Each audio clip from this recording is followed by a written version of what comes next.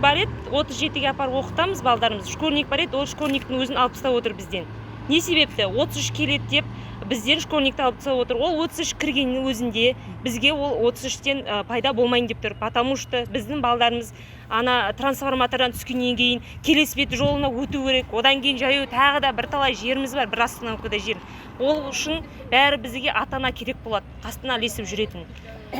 Ол 33-тен бізге пайда жоқ. Бәр үйде 3-3 баладан, 4-4 баладан бар. Енді 4-ші классқа дейін хотя бы младший класстар тасу керек қой, бұл енді мекемеден, мектептен беріліп отырған, үкіметтен беріліп отырған автобусты алып тастап отыр. Енді сол автобусты кері біз сұраймыз. Мен жақта жол жоқ. Мен ана 9-ші көшенің шетінде тұрам. Бізде жол да жоқ, свет те жоқ. Ертең после обеда оқитын болса, қараңғы қалып қояды. Тағы оған свет жоқ деп, жол жоқ деп батпаққа батып жатамыз. 7-ші мектепке менің 2 балам барады. Және 2 кішкентайым бар. Мен 2 кішкентайымды үйден алып қалғанда, екеуін апаратын кісі жоқ. Мектеп деген бізде балабақша да жоқ. Мектеп түгіл. Автобус кіргенменен 33. Біздерге пайда жоқ. Ол бүткіл Жұлдыз шағын ауданын айналып өтпесе, біздерге одан пайда жоқ. Біздер алыс неде тұрамыз. Аурухана салынды ғой.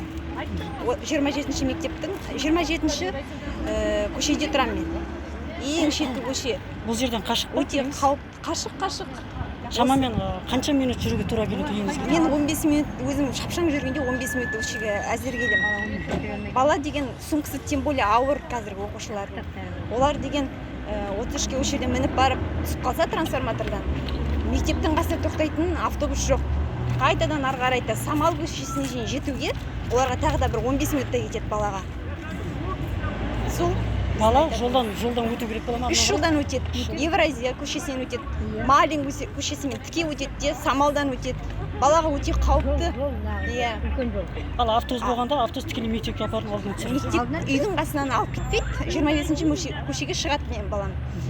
Содан остановкадан алып кетеді де, сол жерден, көшеден. Каждый жұлдыздың ішін айналып өтеді де, мектептің алдынан барып түсіреді. Әйтеуір қауіпсіз, алаңсыз отырамыз біздер. Қазір алаңдаумен отырық бәріміз. Енді көп кісілер бар, көп балалы ата-аналар. Бәрінде мысалға қазір қар жағынан қысылып жатыр, көп істеген. Біреулердің проездері болмайды. Барып келуге мысалға проезд өзің білесің 80 теңгеден 160 теңге. Ол бір баланы апарып тек қана. Олар мысалға бір сменде алып барады, 160 теңге кетеді, екінші сменге апарады, 160 теңге кетеді. Ешкімнің қаражаты, бір оныкі көтерер, бір оныкі көтермейді мысалға. Шама келсе, автобусы алмасын, школьный автобусты алмасын. 3 немерем бар, сол балдарым, сол немерем 4 оқиды, школьник жүретін еді, биыл сол школьник жүрмейді дегесін, сол школьниктің жүргенін сұраймыз. Бізге 33-тен гөрі школьник жүргені тәуір, школьник жүрсе балдарымыз каждый остановкалері бар өздерінің, жылда келіп жүр, сол остановкалеріне тоқтатып өздері біледі, мінеді. Енді 33 кірген жағдайда біздерге ана жолдың арғы бетіне түсіп кетеді, оның мына бетіне шығуымыз керек. Оған біздің балдарымыз кішкентай, машина қағып кетуі мүмкін, уақ балдар көп біздерге. Мен өзімнен 3 бала шығады үйімнен.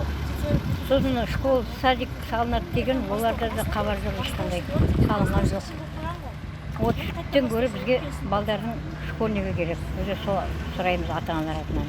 Автобус осы мектебіміз 10 жылға толады, 10 жылдан бері жаңа мектеп ашылды, содан бері подвоз бірде бір күн тоқтаған жоқ. Ол кезде 2 автобуспен тасымалданады еді, содан бір автобусымыз списанияға кетті, екінші автобусымыз міне қазір уже списанияға кетіп жатыр. Енді 10 жыл бұрын анау шалғайдағы Жұлдыз микрорайоны шалғайдағы аудан еді, ешқандай строительство болған жоқ.